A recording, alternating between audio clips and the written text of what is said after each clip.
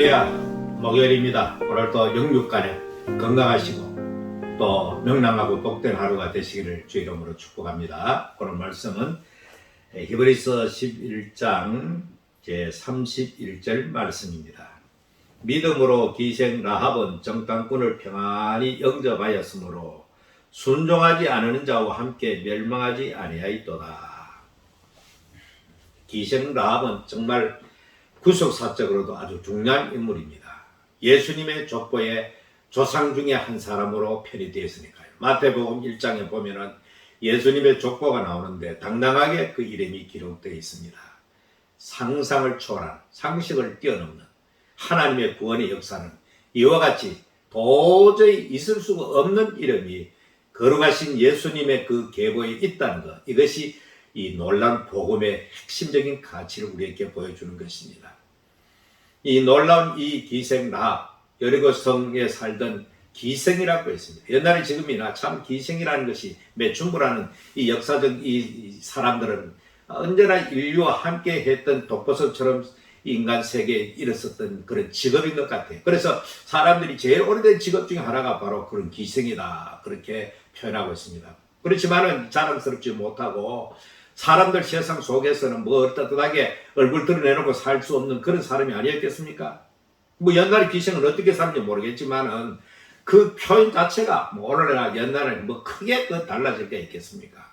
그럼에도 불구하고 그 여리고성의 그 많은 사람들은 다 하나님의 진노 앞에 다 멸망당했음에도 불구하고 그 유독 시리기 기생 라합과 그 가족이 구원되었다는 사실입니다.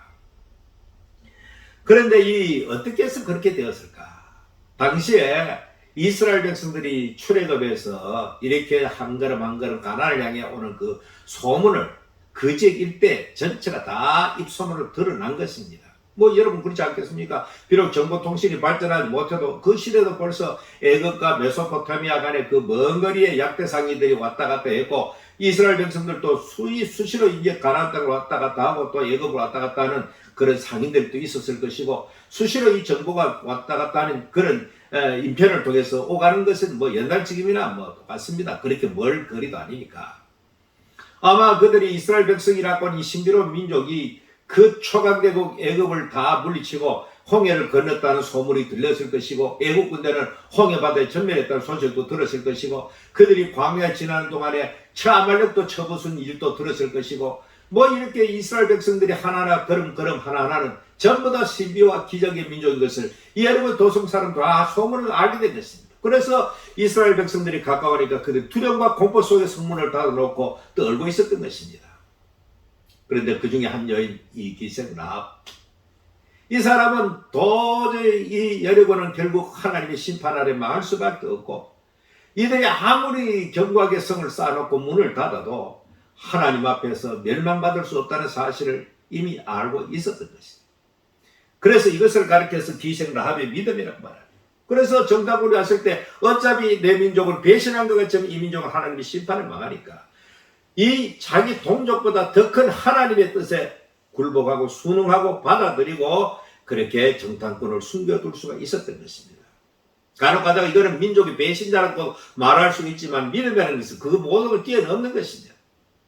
그래서 이 기생 라합은 그 정탐꾼을 영접하는 이것을 가리켜서 믿음이라고 표현한 것입니다. 그래서 영접하였으므로 순종하지 않은 자와 함께 멸망하지 아니하였도다. 뭐 그 가족 외에는 온 성이 무너지면서 한 사람도 살지 못하고 다 멸망한 무서운 하나님의 그 심판을 피할 길이 없었겠죠.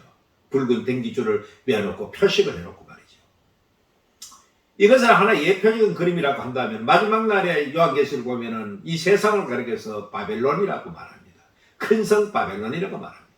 결국에는 세루살렘 성이라고 큰 성 바벨론이 요한계시로 등장하는데 이 세상 바벨론, 여리고 성과 같은 그 바벨론 세상 사람들은 다 죽을 수밖에 없고 멸망받을 수 없지만 마지막 날에 구원받을 수 유일한 근거는 바로 예수 그리스도의 속죄의 피가 있는 사람, 마치 라합의 붉은 줄이 내려졌던 것처럼 우리 심령에 예수 그리스도의 속죄의 피가 있는 그 사람이 마지막 심판날에도 이 세상이 다 무너지고 망하는 그 상황 속에서도 그렇게 되어진 자 믿음으로 주님의 오심을 기다리고 준비하는 자들에게는 영원한 구원이 우리에게 예비되어 있다. 그렇게 우리는 꼭 믿으시기를 바랍니다. 불건전한 종말론자들은 뭐 666이 어떻다, 앞으로 입맞은 것이 어떻다, 지나치게 예수님 오실 날짜를 인위적으로 계산을 하고 그렇게 합니다. 그럴 필요가 없습니다. 우리 예수님이 언제 오시더라도, 언제 심판주로 오시더라도 우리 심령 속에 그리스도의 속죄의 피가 흐르는 사람은 단 한 사람도 거기에서 멸망에 참여하지 않고 구원의 반열에 올라가게 되는 것입니다. 뭐 그렇게 해서 우리가 이 예수 믿는 구원받은 사람은 종말을 해도 좀 건전하게 그렇게 해야 되는데, 이 치우쳐가지고 말이죠. 이게 다 잘못된 것입니다. 단 한 사람도, 한 사람의 악인도 천국에 들어갈 수 없고, 한 사람의 의인도 지옥에 가는 일이 없습니다. 이 시편 1편에도 분명하게 말씀했습니다. 시편 1편은 뭐라고 말했습니까? 의인은 결국에는 하나님 앞에 구원받지만 악인의 길은 망하리로다. 그렇게 표현하고 있습니다. 한 사람의 의인도 지옥에 갈 수 없고, 한 사람의 악인도 천국 가는 길이 없습니다. 의인과 악인의 구별이 무엇입니까? 믿음입니다. 예수 그리스도를 나의 구세주를 믿고 주 예수 그리스도 오심을 기다리고 준비하는, 심령적으로 준비하는 그 사람만이 영원한 구원의 은총을 누릴 수가 있게 되는 것입니다. 기생 라합은 그런 의미에서 말세를 사는 우리들에게 중요한 교훈이 되었다, 그렇게 볼 수가 있습니다. 이것이 바로 이 윤리와 도덕과 그 국가의 어떤 배신, 이걸 다 뛰어넘는 것이 바로 기독교의 구원이라는 것입니다. 오늘도 이 놀라운 구원의 은총에 참여하는 여러분 참 감사하면서 오늘도 하나님께 영광 돌리는 복된 하루가 되기를 바랍니다.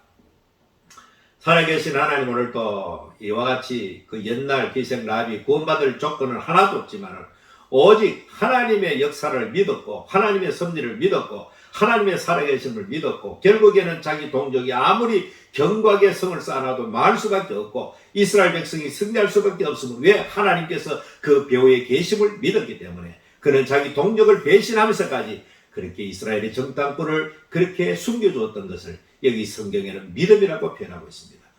오늘도 우리는 구원받을 아무런 조건이 없는 옛날 기생 라합과 다를 바 없는 죄들이지만 하나님의 은혜로 구원받고 예수 그리스도로 말미암아 속죄함을 받고 영원한 주님의 백성이 되었으니, 오늘도 이런 귀한 믿음을 가지고 이 마지막 주님이 언제 오시더라도 구원의 반열에 우뚝하게 설 수 있는 그런 사람인 것을 잠시도 잊지 않고 흔들림이 없는 믿음으로 살아가는 저들 되게 하여 주옵소서. 예수님 이름으로 기도하옵나이다. 아멘. 오늘도 여러분께서 참 보잘것없는 기생 라합이 예수 그리스도의 족보에 올라간 영광스러운 족보에 있는 것처럼, 뭐 저 여러분도 기생 라합과 다를 바 하나도 없습니다. 그럼에도 불구하고 우리들도 예수의 족보에 올라가야 될 것입니다. 뭐 예수님의 족보는 다름 아니라 우리가 바로 예수의 족보에 다 포함된 하나님의 권속인 것입니다. 감사하면서